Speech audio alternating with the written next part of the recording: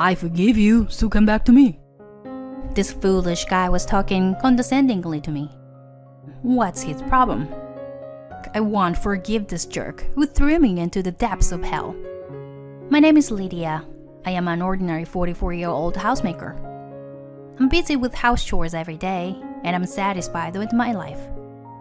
My husband Jason and I have been married for almost 20 years.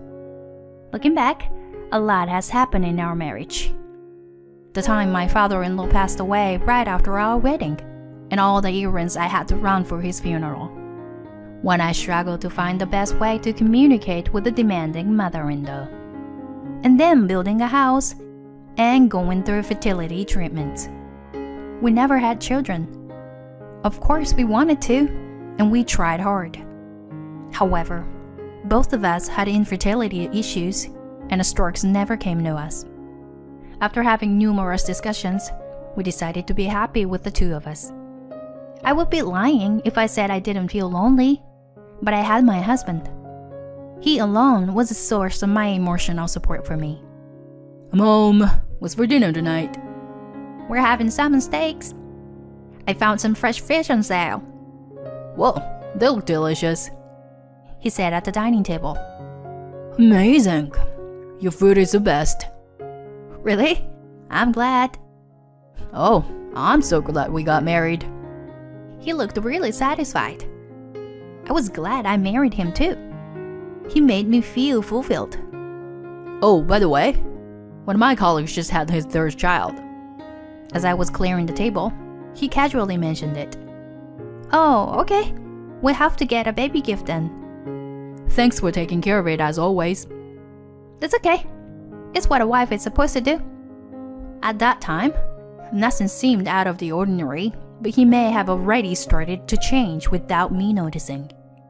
One day, I'm invited to a sip and see party at my colleague's house. It's this weekend. Nice. It'll be fun. Don't drink too much, okay? I know. I sent him off that day. It was my first day off alone in a long time. Once the chores were done, I contemplated what to do next.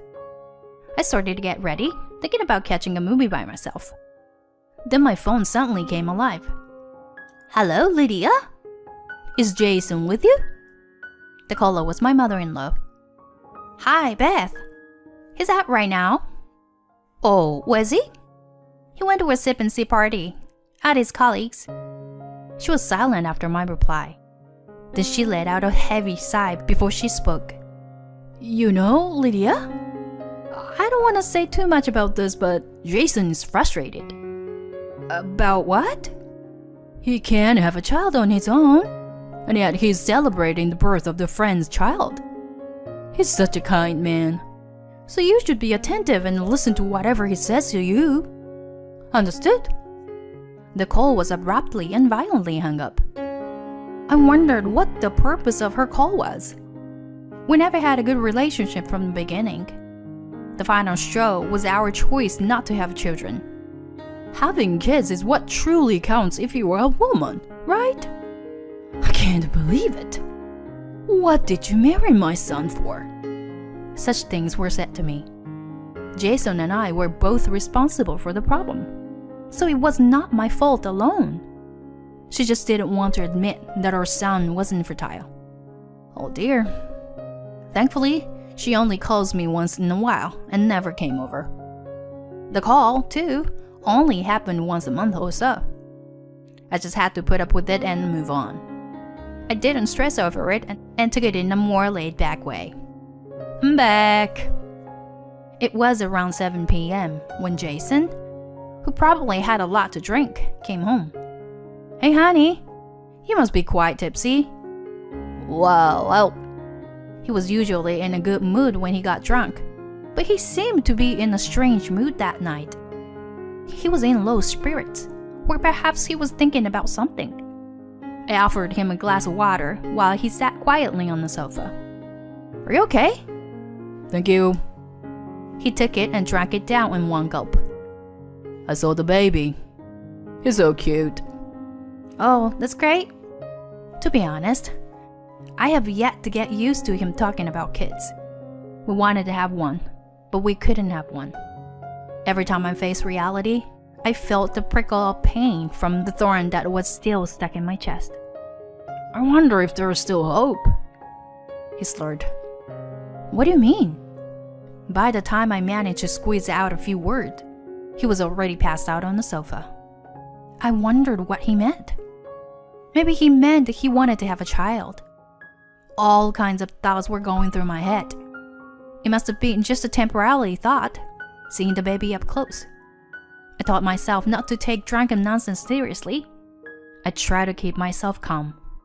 On the contrary, Jason began to change from that day on. Hey, I made your favorite dinner tonight. Pork chop. Whatever. Usually, he would be overjoyed, but he was indifferent. I figured he was tired from work. At times like that, it was best to give him some space. I kept quiet and observed. After a while, hey honey, I want to go shopping this weekend, so can you drive me? Why? You're just gonna waste money on the gas. Take a bus. But it'll be hard to carry heavy things by myself. Ah, such a hassle. He had never talked to me like that before. I was bewildered by the drastic change. Ew.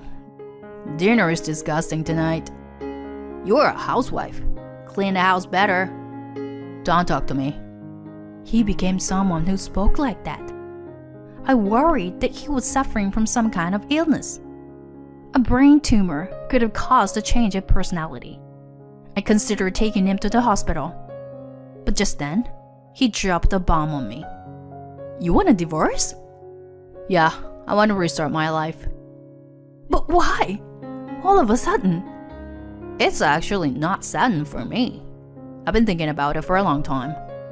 I'll be 42 this year. It's not too late for me. What's not too late? Why don't you get it? It's the last chance for me to have my own child. You can't give birth anymore. So it's too late for you. I still have a chance. He then gestured to Beth, whom he had called in advance, to sit down beside him. She added her voice in agreement with them. You know, I wonder if you understand your position. Why don't you just step aside? I was infertile, so they didn't want me anymore. They were throwing me away. When I grasped that, I felt like I was dropped into the abyss. I sat in silence, unable to say anything, unable to wipe off the tears that were flowing. Beth had a look of triumph on her face. She probably didn't want a daughter-in-law who couldn't bear children from the beginning.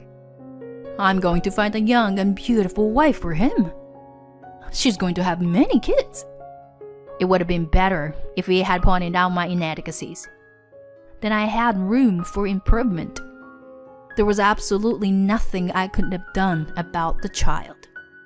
I had no choice but to agree to the divorce. I couldn't understand.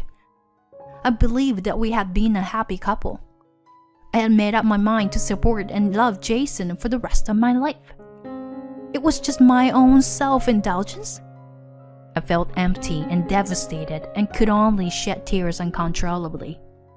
Just think of it as a final act of kindness and agree with the divorce, please.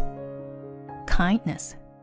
Surely if he wanted children, it would have been kind to leave him. Or are you going to ruin my life because of your selfishness? Selfishness?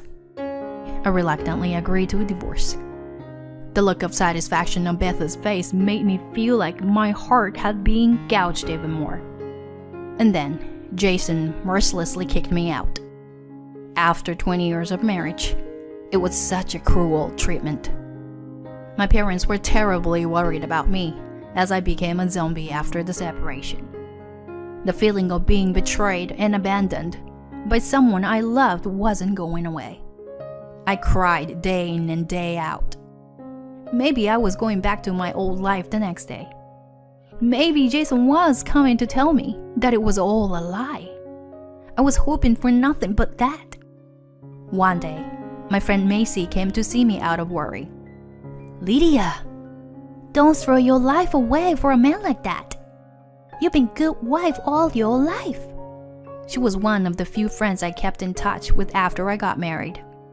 She was a strong and kind woman who always praised and encouraged me. She knew how to cheer me up.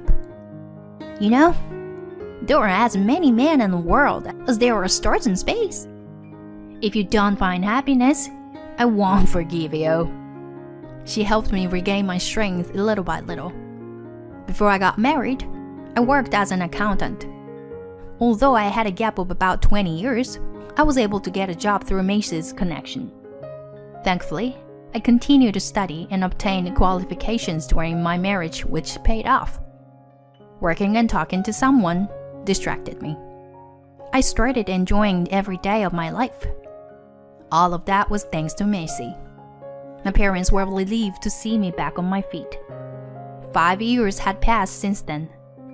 On my way home from work, I ran into someone from my past. Long time no see. Excuse me, but do I know you? How nice of you. It's me. How could you forget? I wondered what he wanted with me after all those years. He even had his mother beside him. Are you stalking me? I had no choice. I don't know where you live or work. I thought if I walked around in your parents' neighborhood, I might see you. It was certainly creepy. So, what can I do for you? I've got something good to tell you. He's so kind, you know. You should be grateful to him. My ex-mother-in-law's grin was also creeping me out. I checked the time on my watch. Sorry, I'm in a hurry. I told you I've got something good to tell you. So listen to me. Let's go to that cafe over there. I was somehow forced to follow them. You can come back to me. Jason suddenly blurted out something inexplicable, but with all smiles besides him. I was confused, trying to figure out what kind of a prank they were pulling. You cried so much and refused to divorce me back then. I thought about it a lot. I can't leave you alone, you poor thing. Come back to me. I almost burst out laughing hearing his comment. No, don't laugh now. I managed to cover it up by hanging my head down. They mistook my reaction as I was relishing in my happiness and carried on with the conversation. I've been thinking about you for the last 5 years. You must be the same about me. I'm sure you missed me. He's been thinking about you ever since the divorce. He waited for you without remarrying. So he couldn't remarry after all. When you come back, I'll have something for you to do. So don't worry. It'd be easier for you to get back into the rhythm again. Apparently, this was the main concern. I showed my keen interest and asked, what is it that you want me to do? My mother-in-law, Jason's grandma, is in need of nursing care. She has dementia, and it's been a lot of work. Ah, I got it. That's why. Come back soon. I love you. I was at my wit's end and burst out laughing. They looked at me with their eyes wide open. Are you that happy? Well then, Lydia, you can come back with us today. You too. Please, keep your jokes between yourselves. I looked down at them coldly. Why would anyone go back to being a slave now? It's not that you didn't remarry by choice, but you simply couldn't, right? What makes you think that I still love you? After such a horrible divorce. Have at least some decency without being complete idiots. I put some cash on my coffee on the table and turned to leave the cafe. Then a girl came inside. I'm back. The girl jumped into my chest. Hey, Amy, sweetie. What are you doing here? I saw you from my side. The little girl was chirping away. Jason and Beth were looking at us, stunned. Mom, what's for dinner today? I don't know. Meatloaf? Yay! I love meatloaf. Jason looked at me and Amy alternately, his lips trembling. Mom? What's happening? Are you remarried? Yes, but oh, you didn't know? Indeed, they didn't. I never took the trouble to inform them.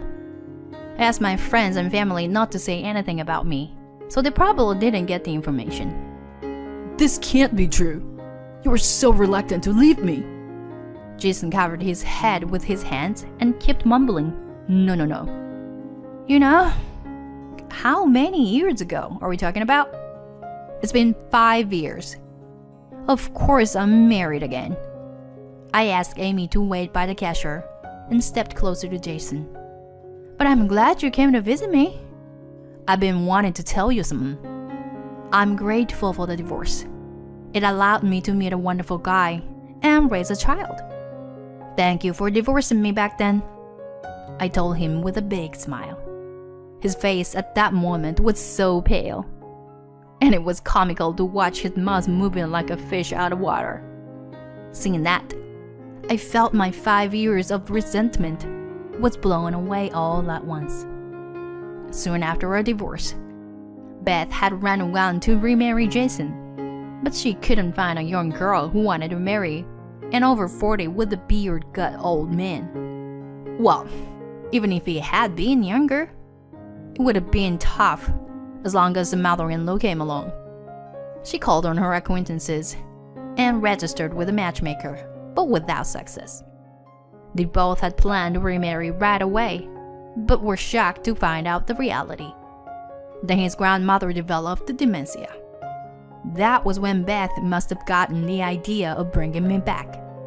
Seriously? Morons. Why did they even think that I was still waiting for him after 5 years? I'm very happy now. I have a sweet husband and a beautiful 7-year-old daughter. I met him through Macy, and we started going out. We hit it off exchanging our divorce stories and ended up getting married. I wasn't sure if I would be able to get along with Amy at first. It's been almost 4 years since. We've built a truly amazing relationship as a mother and daughter. There may be difficulties in the future. I will continue to protect her no matter what it takes. It doesn't matter if we are blood related or not. Amy is my one and only daughter.